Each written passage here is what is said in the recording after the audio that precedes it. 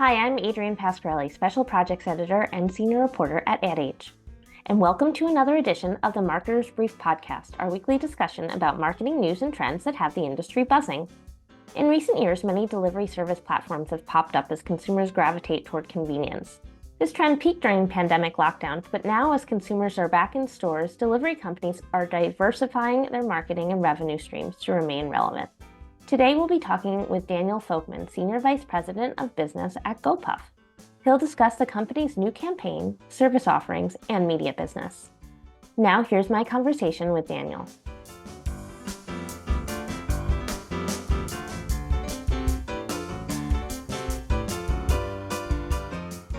Hi, Daniel. Thanks for joining us. Thanks for having me, Adrienne. So let's start by talking about what Gopuff is seeing in terms of consumer behavior. Have your customers largely returned to their pre-pandemic habits when it comes to delivery versus in-person shopping? What are you seeing out there? Yeah, it's a great question. I think that what we saw during the pandemic was not just a wider adoption of delivery services, which is undoubtable, as you can kind of see in all the growth that we and other players in the space have seen in our business. We also saw a more exposure to the depth and breadth of assortment that can be procured through delivery, right? So I think early on in GoPuff's life cycle, we were known for snacks and drinks and things like that. During the pandemic, a lot of customers started using us for cleaning supplies and home goods and personal care items and et cetera.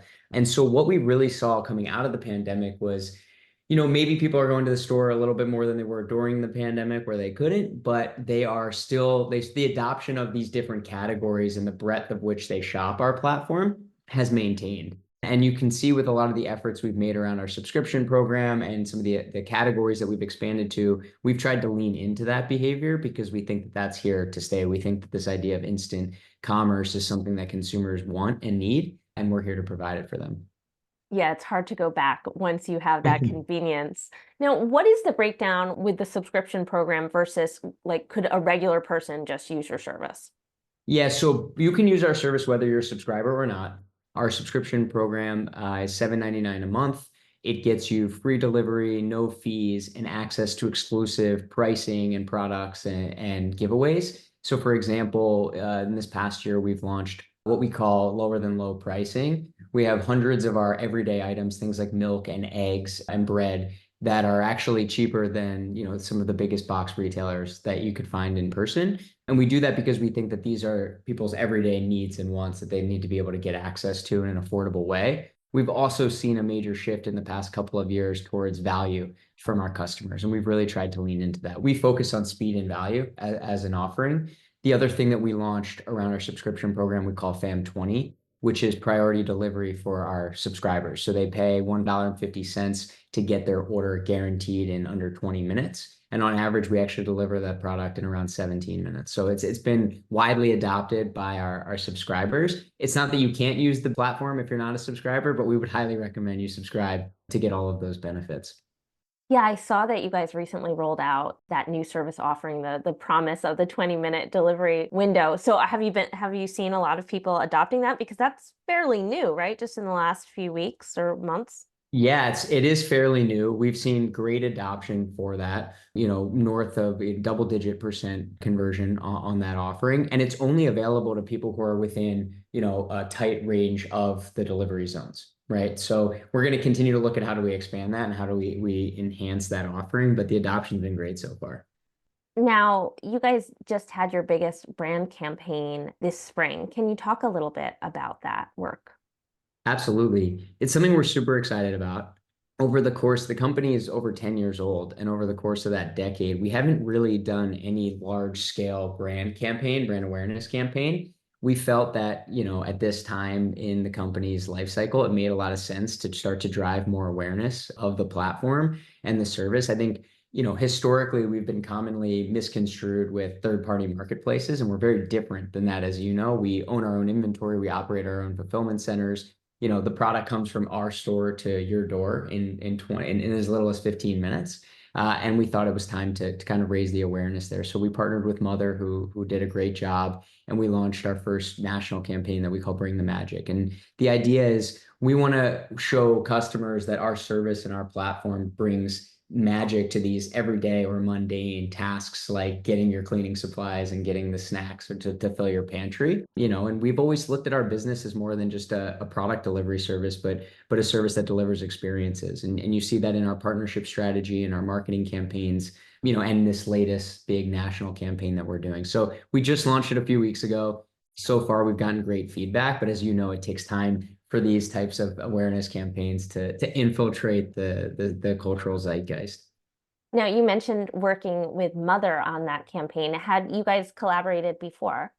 Not with Mother. No, that was a first time collaboration, and we've been super happy with the results so far. You talk to a lot of agencies, and everyone has their strengths and weaknesses. I think from the second that we connected with the folks at Mother, there was clear cultural alignment, and I think that they clearly saw the vision that we had, and not just for the company, but for the brand, and they were really able to help bring that to life in a very efficient and quick manner. What marketing channels did the campaign run on, and kind of where were you seeing success there? So the campaign's running across the majority of the channels that you would expect. We have a pretty big out-of-home campaign that we're running around the different bags that we've launched. So we've launched these unique, cool bags based on kind of what's going on in culture. So like we have a Yes Chef bag, which is an ode, obviously, to Jeremy Allen White's The Bear, which is an amazing show. We have a number of other of these bags that speak to like experiences or things that are going on in culture. And you see big billboards across major metros that highlight that. We actually debuted our first commercial during the NBA playoffs, which we've seen a lot of great feedback around. And then we have it across all of the major digital channels you'd expect, both on like OTT and digital web and marketing. So did you say that was your first venture into linear TV, into broadcast? Yeah, yeah. Why now? Or I mean, maybe that speaks to what you were talking about earlier, but why go into that channel? We really wanted this to be like a 360 campaign. And I think we've had a lot of success on the more standard digital channels that you would expect a company like us to spend against, or like the more one-to-one marketing conversion, channels. But we hadn't really been on linear. We actually also debuted in movie theaters the opening weekend of Challengers and The Fall Guy. And we wanted to do it a little bit differently. Like we think that in order to really, we've always felt that Gopuff sits at the intersection of culture and commerce. And in order to really infiltrate culture, you need to be everywhere. And just living on, Facebook or Instagram or Snap is not enough to truly make an impact. And it's funny because we have gotten a lot of qualitative feedback from folks who are like, hey, I went to the movies and I saw your ad, or I was watching, the Clippers game and I saw your ad and it was awesome. So I think, from a qualitative perspective, we feel like we've made an impact thus far. It is early. So we continue to monitor that over the course of, the next 90 days and see not just the result in the business performance, but also in terms of like unaided awareness and recall and things like that. Yeah, it feels like going into some of those wider and more traditional channels, you might be reaching other generations besides just going after those that are on digital channels and social. Exactly. Yeah, our customer has, over the course of the last decade, aged up for sure. I mean, it's no secret we started focused on college. Our founders were in college when they started the company, and like many successful companies, we started with a very small subset of loyal customers. But over the course of that decade, through category expansion, through just the initial customers that we acquired, getting older and getting married and having kids, we saw a natural progression of the age of our demographic. And we still think that we, unlike anyone else, have like a unparalleled foothold in that 18 to 35 demo. But like one of our fastest growing segments in our demographic is like young parents, because we've created these opportunities for them to purchase goods in like white spaces. For example, we always use this. And now I can say this as a new parent. When you need diapers at 2 or 3 in the morning, there's not really a good option to procure those types of products, and you can get that on GoPuff. And look, if you want to throw in a bottle of wine to ease some of the stress, you can do that too. So we do really think that the platform is applicable not just for that 18 to 35 demo, but as they get older as well. Yeah, I was gonna say diapers in the middle of the night is gonna be a big one for new parents for sure. Exactly.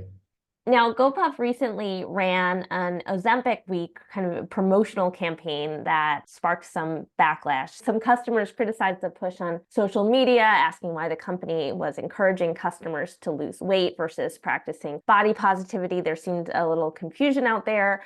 I was hoping you could talk a little bit about kind of the lessons learned from this experience and how you guys navigated the situation. Yeah, I think it's a fair question. I mean, going back to what we were talking about earlier, we are always looking at what are topically relevant things in culture. And we feel that since the beginning of GoPuff, we've always tried to be a little bit edgier than traditional brands in terms of how we communicate with customers. And we've always tried to find ways to infiltrate culture in a topically relevant way. The widespread adoption of GLP-1s over the course of the last few years is no secret. And I think it's an amazing thing for many people. And there's in no way, shape, or form was this promotion intended to offend anyone. And you're not always going to be able to please every customer, unfortunately. But the goal was simply to talk about something that was relevant to our customers and relevant to culture and do it in a way that we felt was made sense for our brand. No different than how I mentioned we're running this out of home campaign around some of these bags that we have, like the Feet Picks bag, and we have the out of office bag, and we have the Yes Chef bag. And so it's just another example, I think, for us of how do we try to position our brand in a topically relevant conversation within culture, whether it's perceived as purely positive, negative, or somewhere in the middle. We're going to continue to try to position our brand that way. Yeah, it feels like it can be tough to be edgy and cheeky and kind of tap into some of those cultural moments and also, not offend anyone. I agree. Yeah, I mean, look, we've seen this. This story has existed for decades in marketing, right? I mean, many brands have tried in different ways, and some of them are successful, some of them have failed. I mean, I can tell you that we saw really, really encouraging results from like a volume and sales perspective throughout the promotion. But again, not everyone, it's not always good. Not every campaign we run is going to land with every customer that we want to talk to. We definitely don't want to offend any customers. That's never the objective. Yeah, and on social media, it just makes it so much, a platform like that makes it so much easier for people to voice their opinions. So it can be tricky to navigate that. Definitely. Did you change the campaign at all following some of the criticisms, or has it, you mentioned kind of seeing a nice bump from it? Have you been business as usual as planned? Yeah, I mean, look, the campaign successfully drove an increase in orders and sales. I mean, we definitely listened to customer feedback. I wouldn't call it even a campaign. It was a short promotion. So it wasn't like, our big campaign is the national brand campaign that we're running around Bring the Magic. That's what we're focused on. We're going to constantly be trying and testing different like promotional efforts that last anywhere from a couple hours to a couple days within the platform. So, this falls into that category. And switching gears a little bit, we've talked to GoPuff before about the company's retail media business. I think you guys were offering media to advertisers long before so many other marketers jumped on the trend. How has that portion of the business been going for you? Yeah, I appreciate the question and the acknowledgement of how early we got into the game. It's funny, retail media has become one of the most buzzwordy phrases in marketing, right? And I know you've seen everything. And look, we're big believers in the idea of being able to help drive sales for our advertisers. And for those who don't know, our advertisers range from the Coke and Pepsis of the world to the Unilever, Procter and Gamble. They run the gamut, primarily CPG, but we do a lot with non-endemic brands such as like Netflix or NBC or other brands that are trying to reach this like highly coveted demographic, that 18 to 35-year-old. We've been in the retail media space for a while. We've really started to invest in, we've taken a step back, let me say, and looked at the space over the last year or two. And as it's gotten so buzzwordy and topical, we've also talked a lot to our partners, our advertisers, to see what they actually want in the market. I'm a big believer, like, don't build what you think should exist, build what, your advertisers want, and that's where they'll invest. And a couple of common themes that I think are somewhat controversial that we've picked up on are one, there are too many retail media networks in the industry. Someone quoted to me that they have over 200 that they're in touch with. And what happens with that, especially in a macro environment like we have today, is eventually that 200 becomes, a CEO or a CFO says we can only spend on half of them, and then we can only spend on 25% of them, and so on and so forth. And then you're back to the world where they're only spending on their top five retailers. That's not good for either retail or CPG. The second thing that we've noticed is we think there's like a pretty material headwind that exists between CPG brands and retailers, ourselves included, in the sense that we are disintermediating the relationship that exists between consumers and their brands, their favorite brands, and vice versa. So the big CPG brands lack access to first-party data in a meaningful way. And they'll all tell you that they're getting their hands on it in one way or another, but they truly can't collect it in a way that like a digitally native company, either in the D2C space, like in CPG, or like us can do. And they have no relationship with those customers because of that.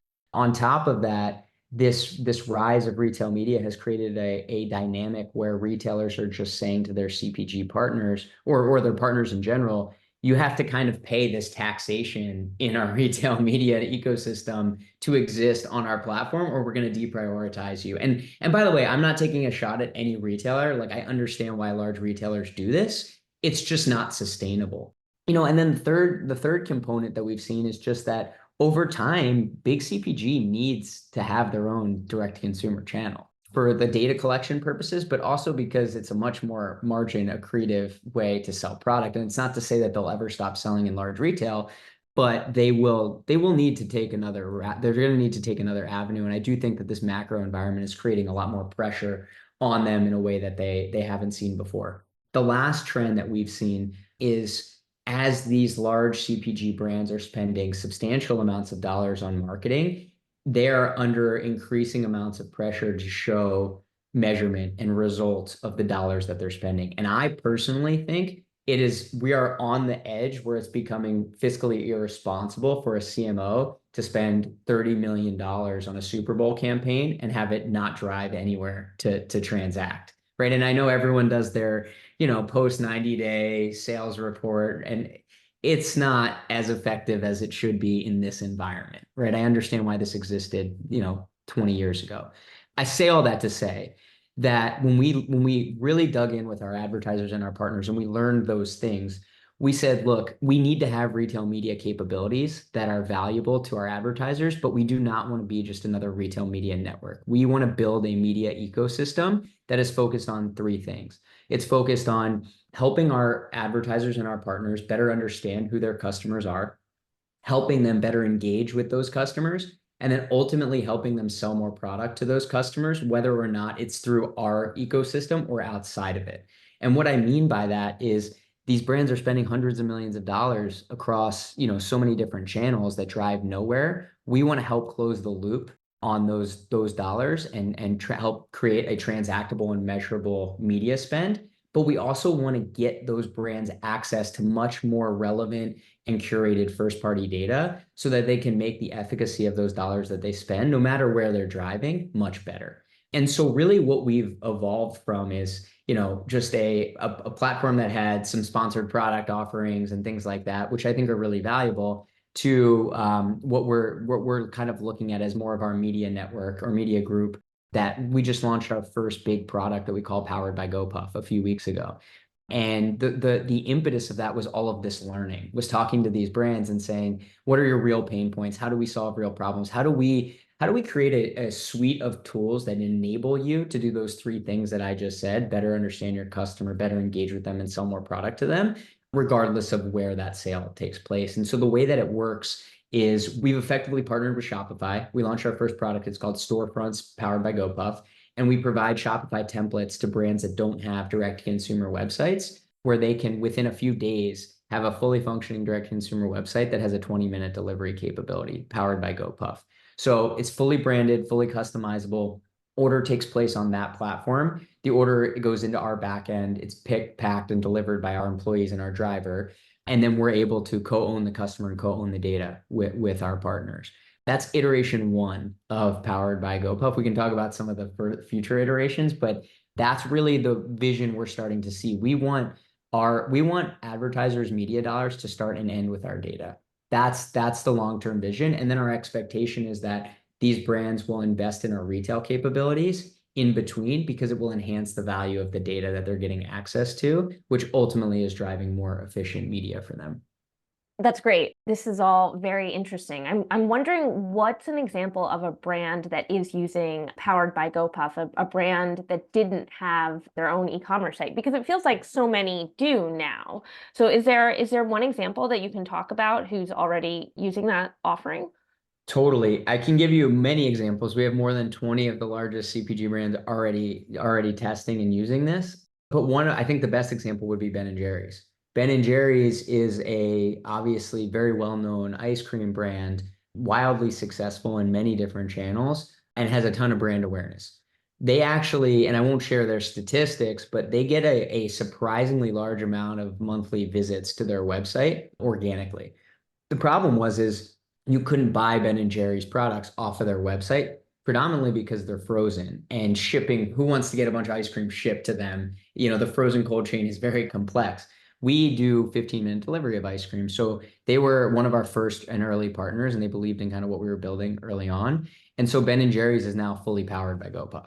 And so what we're seeing with a lot of our brands is a combination of leveraging this capability to launch like an evergreen D2C offering, but also an ability to tie this capability to big media spends or brand campaigns that they're running. So we had partners like Jif and Tums and Oreo and Nerds all activated around Powered by GoPuff during the Super Bowl. So a lot of the media that they were already spending, they were able to drive to something transactable. So the value prop for them is, hey, you get all of these things for the like less than the cost of an FTE. You don't have to spend incremental media.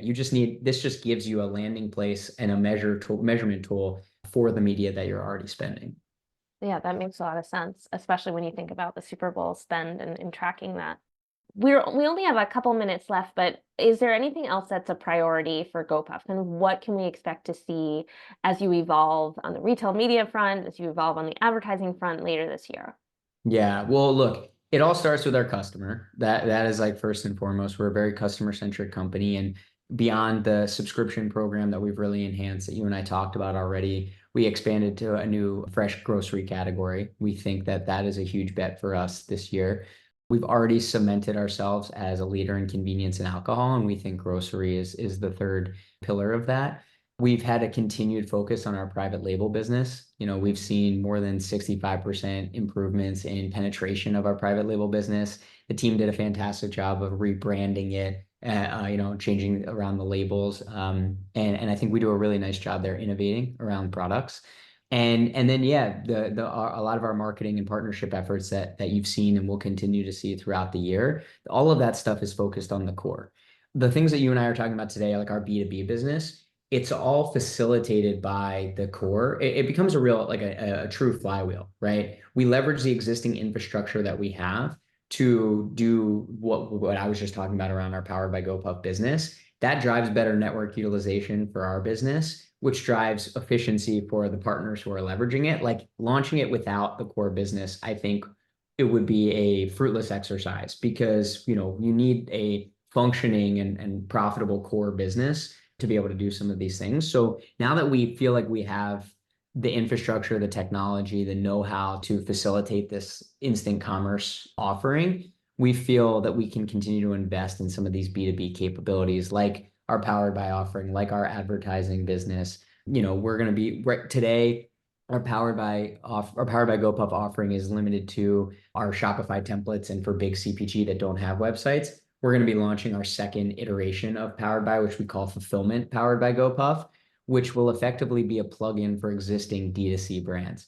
So think, these digitally native companies that already have an e-commerce website and they ship 2 days, just adding a GoPuff button and being able to get delivery in as little as 15 minutes for their customers. So kind of tapping into existing demand, whereas the first offering is more focused on closing the loop for media for big brands that maybe not there. You don't wake up and you're like, I want Ben and Jerry's. I'm going to go to benandjerrys.com and buy ice cream. But if you saw an ad on Facebook that said, get your ice cream in 15 minutes, you might click it, learn you can do this, and then buy it. Whereas some of these other digitally native brands, you're already going to their site to buy. So we're going to continue to invest in a lot of these B2B capabilities. We think we have, this unparalleled value prop for our advertisers across our demographic, our delivery capability, and our data. And we want to continue to build enablement tools for them to better engage, better understand their customers, better engage with them, and sell more product to them ultimately.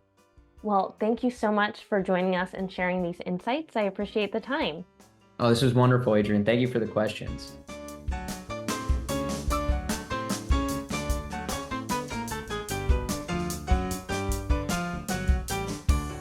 That was Daniel Folkman, Senior Vice President of Business at Gopuff, and I'm Adrian Pasquarelli, Special Projects Editor and Senior Reporter at Ad Age. I'd like to thank our producer, Lauren Ciardio, and invite you to subscribe to the Marketer's Brief podcast on your favorite player. We promise to keep it brief, or at least short enough for your morning coffee. Thanks for tuning in. Marketer's Brief listeners get $40 off an adage.com subscription. Sharpen your marketing edge and visit adage.com/brief for your discount.